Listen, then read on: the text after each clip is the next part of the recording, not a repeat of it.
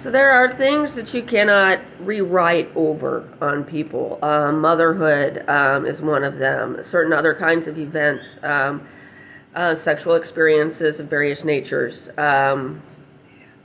There's psychic events that occur when somebody becomes a father.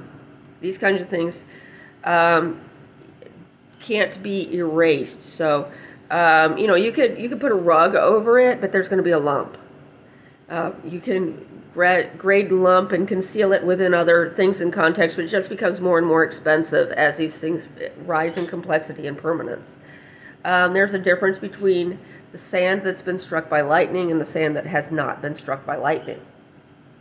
And you could say that that sand that has been struck by lightning can wear down and become sand again eventually, but usually not within human lifetimes. And if the lightning was intense enough, it is no longer silica. It may have atomically changed into something else, in which case it will never become sand again. How do you break the atoms apart so that carbon becomes silica? So, and what would be the cost to benefit ratio of turning a diamond into glass? Have you ever heard of that as an alchemical goal, that people are climbing far mountains, that they're selling their mothers and all of that so they can learn to turn diamonds into glass?